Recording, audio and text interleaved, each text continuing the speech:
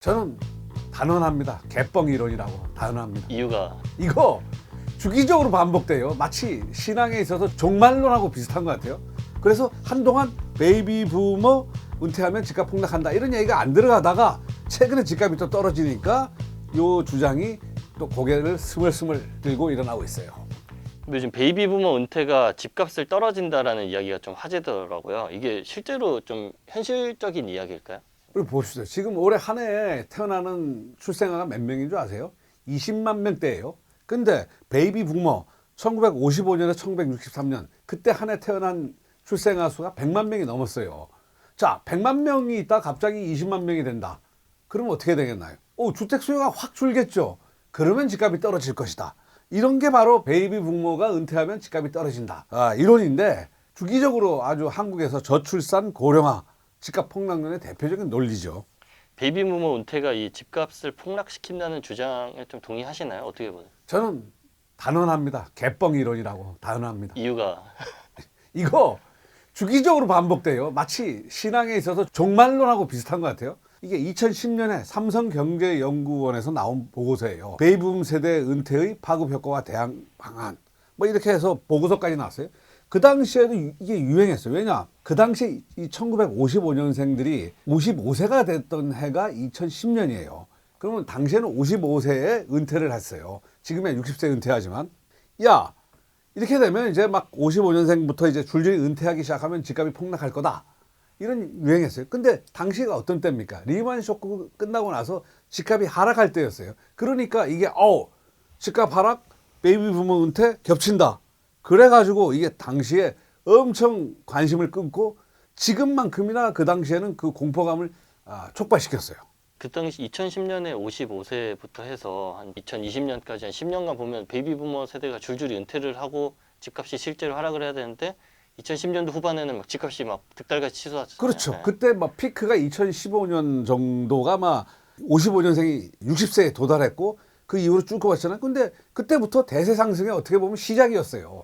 그래서 한동안 베이비 부머 은퇴하면 집값 폭락한다 이런 얘기가 안 들어가다가 최근에 집값이 또 떨어지니까 요 주장이 또 고개를 스물스물 들고 일어나고 있어요. 베이비 부머 은퇴에 따른 폭락, 하락 이론이 꽤 많이 나왔는데 실제로 폭락을 안 했잖아요. 그거 간단해요. 집값이 인구수만 가지고 결정된다. 그러면 그렇게 되겠죠. 더군다나 그리고 55년에 연간 100만 명씩 태어났는데 그 다음 해에 그러면 60년대, 70년대 그러면 그때 갑자기 20만 명이 되냐. 그게 아니고 줄줄이 이렇게 조금씩 줄었어요. 그 다음에 더 중요한 게 뭐냐? 경제가 고도 성장을 했어요. 그래서 사실은 폭락론이 맞아떨어지지 않았어요. 근데 이거는 한국만 그런 게 아니라 외국에서도 이런 이론들은 많았어요. 해외에서도 이렇게 베이비 부머 은퇴가 집값 하락한다는 이론 실제로 많이 있었나요? 말씀드렸죠. 이게 종말론이라고. 신앙적 종말론이 한국에만 유행하는 거 아니에요. 전 세계에 있잖아요. 베이비 부머 은퇴론. 은퇴하면 집값이 떨어진다. 혹시 하버드 대학의 맨큐 교수 아시나요? 예, 알죠. 맨큐 형제학. 그걸로 돈 엄청 벌었죠. 세계적인 석학. 이 양반이 1989년에 논문을 썼어요. The Baby Boom, The Baby Bust and the Housing Market. 와, 그 당시에도 미국에서 이 베이비 붐이 집값을 폭락시킨다는 논리가 유행이었어요.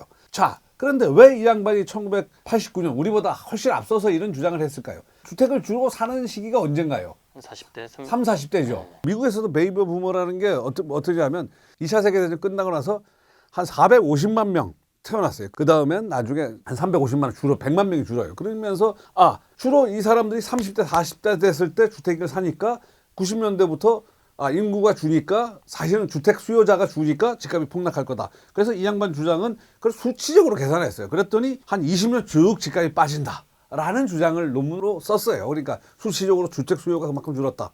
근데 어떻게 됐나요? 정반대로 집값은 계속 올랐어요. 그 맨큐의 경제학을 쓴 이 세계적 석학도 이 베이비 부머 은퇴로 인한 집값 폭락이 틀린 거네요. 그렇죠. 경제 상황에 따라 다른 거지 정해진 결론 이런 집값은 없는 것 같아요. 베이비 부머 세대가 선배 동년배. 그렇죠. 네. 예. 저는 약간 그 끝물 새로운 시작점. 그 베이비 부머 세대들이 숫자도 이제 인구수도 가장 많고 어떻게 보면 또 고도 성장기에 부동산으로 돈을 번 사람들도 많을 것 같은데 이분들이 이제 실제로 은퇴를 했잖아요. 은퇴를 하고 부동산에 대한 이제 생각이 좀 어떻게 갖고 있는지 궁금한데. 역시 베이비 부모들은 고도 성장기에 부동산을 통해서 돈을 벌어보신 분들이 많아요. 그게 무슨 적극적인 투자가 아니라 강남이나 뭐 혹은 강북이든 집 한 채 가지고 있었는데 그게 2배, 3배 되더라.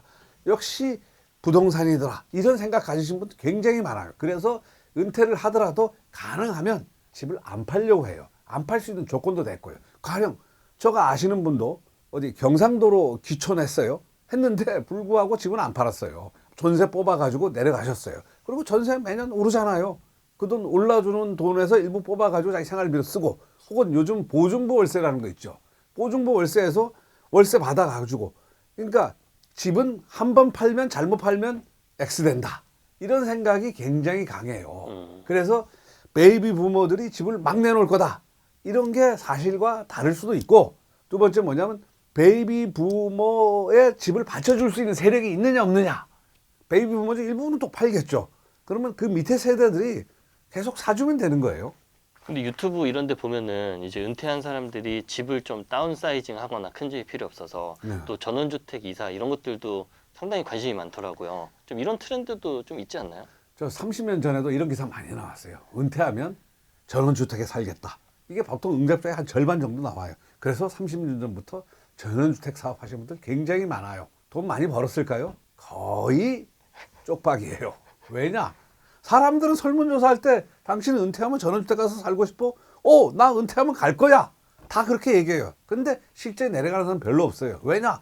이미 우리는 아파트라는 우리의 주거 공간이 대부분이 아파트예요. 아파트에서 익숙한 사람이 전원주택 가서 너무 힘들어요. 그래서 말은 그렇게 해요. 하지만 실제로는 그냥 아파트에 살던 분들이 보통 죽을 때까지 아파트에 살려고 해요. 그래서 한국의 전원주택 이꼬르 폭망. 이런 이상한 공식이 성립되죠. 외국하고는 달라요. 외국은 시내에 살아도 단독주택이다 보니까 단독주택에서 전원주택 옮기기 쉬워요. 근데 우리는 그게 아니잖아요. 이게 한국 사람들이 가진 자산 중에 부동산이 좀 차지하고 있는 비중이 좀 워낙 높아서 좀 그런 특성도 있다고 봐야겠죠, 아무래도. 그렇죠. 한국 사람이 외국보다는 부동산에서 차지하는 비중이 높아요. 그래서 부동산에 대해서 다양하게 고민을 하고 있는데 아까 말씀드렸지만 부동산이라는 게 베이비 부모 은퇴, 집값 폭락률이 그것보다 더 중요한 게 뭐냐면 우리 경제가 계속 성장해서 소득이 높은 사람들이 계속 늘어나서 주택에 대한 수요가 높아지느냐. 이게 더 중요한 것 같아요. 가령 옛날에 생각해 봅시다. 60년대 집 한 칸에 단칸방에 10명이 살았어요. 20평대 뭐 이런데 지금 20평대 혼자 살아요. 그러니까 인구가 줄더라도 돈이 많고 경제가 성장하면 주택 품질이 높아지는 거예요. 그러면 주택 수요가 어느 정도 받쳐준다 이런 거예요. 반면에 경제가 폭망하면 그건 저가 집값이 계속 오른다는 게 아니에요. 그 베이비 부모 은퇴하신 분들 중에서도 여전히 이 자산 활용을 어떻게 해야 될지 이런 고민이 많은 분들이 있는 것 같아요. 그래서 이분들에 대한 재테크 전략을 좀 알려주신다면. 그럼 딱 한마디 조언하고 싶습니다. 땅 짓고 구독, 좋아요, 공유 그거 하시면 다 알 수 있어요. 어디 딴 데 가서 찾지 마세요. 뭐 이거 해라 그거 사기꾼이에요.